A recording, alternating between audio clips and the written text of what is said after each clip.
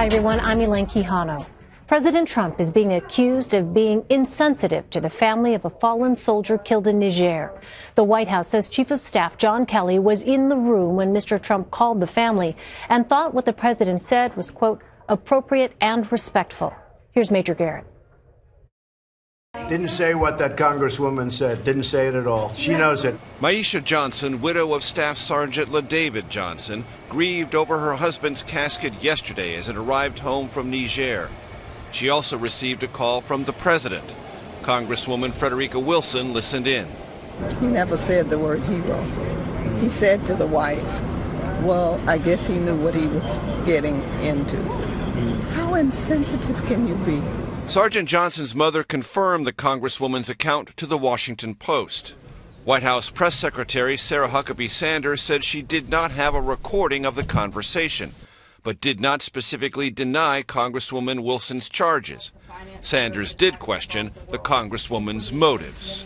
I think it is appalling what the Congresswoman has done and the way that she's politicized this issue and the way that she is trying to make this about something that it isn't. The president said nothing about the military deaths until he was asked Monday, 12 days after the soldiers were killed. In his answer, he implied other presidents did less. Most of them didn't make calls. A lot of them didn't make calls. Then Mr. Trump said President Obama never called Marine General John Kelly, now White House Chief of Staff, to offer condolences for the death of his son in Afghanistan, a move many interpreted as politicizing the issue. Sanders said Kelly has grown weary of this week's controversy. I think that General Kelly is disgusted by the way that this has been politicized.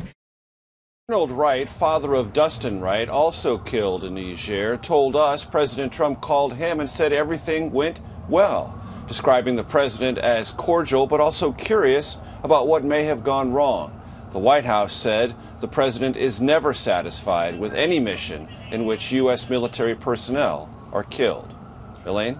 Well, Major, as you mentioned, Press Secretary Sarah Sanders said she thinks General Kelly is, quote, disgusted by the way this has been politicized. She also mentioned that he was one of the people in the room for the president's call to Sergeant Johnson's widow. Do you think that we'll ever hear from Kelly himself on this issue? Probably not, but there's something else that came out of today's briefing that in the context of all of this I think is significant. Sarah Huckabee Sanders was asked if the president notified his chief of staff that he was going to be raising what President Obama did or didn't do in terms of calling him about his son's death. Sarah Huckabee Sanders said no, the chief of staff was not aware of that beforehand, that they've talked many times, but the president never gave him a heads up about that. One of the reasons I think this is interesting and worth noting in this context this week about what is appropriate and what is inappropriate, before he became White House Chief of Staff, as a general in the Marine Corps, General Kelly said, I never want my son's death to be a part of a political conversation, and I don't want people to highlight it more because that would suggest the death of a general's son is more important than the death of some other Marine or some other member of the Air Force or the Army or the Navy. And he went out of his way to emphasize that though his son's death was a profound experience for him and everyone in his family, it didn't mean more or less than any other member of the United States military paying the ultimate sacrifice. Well, Major, you also mentioned in your piece that the president didn't publicly address the soldiers' deaths until 12 days after they were killed. Is there a typical timeline when it comes to a commander-in-chief contacting family members? No, and there really are two separate issues, Elaine. One is contacting the family, and there is a protocol for that. That is to say, the U.S. military obtains the information, double-checks it to make sure everything is correct so there are no calls that are made in error to the wrong family over the wrong circumstances. So there is a bit of a timeline there. The other issue that was raised with the president on Monday was not whether or not he had called families necessarily, but why he had said nothing himself about these 4 deaths. Sarah Huckabee Sanders did from the podium, but the president never put out a statement on his behalf, never said anything publicly to acknowledge their sacrifice and the importance of this mission in Central Africa, part of a larger counterterrorism strategy the United States has pursued did pursue during the Obama administration and has been continued under President Trump's watch. And it's worth noting, Elaine, that the president has taken quite a bit of credit for new rules of engagement and tougher approaches to counterterrorism admissions under his administration, because he has often said he's given military commanders closest to the field wide latitude to carry out missions with different and more aggressive rules of engagement. Now, there's nothing about this mission that either fits or doesn't fit into the president's new parameters for engaging the enemy in a counterterrorism operation.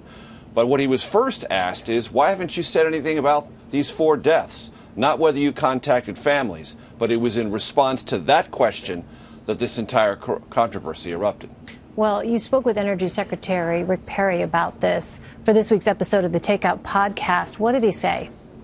He said that he thought all of this was asinine hair splitting, that every politician and every president handles this action, meaning the conveyance of condolences, not just personal, but on behalf of an entire nation, in different ways. Many write letters, many want to call, many find ways to visit with families who have lost a son, a daughter, a husband or wife in combat.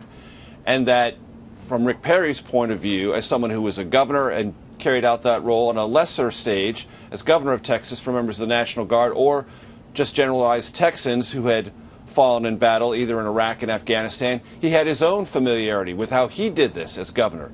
And he said how presidents do this is largely up to them. What the larger symbolism is the same. And he also sort of left us with the implication that he thought President Trump was getting a harder time on this than he deserved to get. All that coming up on the Takeout, as everyone who watches CBSN knows, every Friday and Saturday night, 9 p.m. Eastern and 9 p.m. Pacific. Major Garrett. Major, thank you so much, Major. You got it.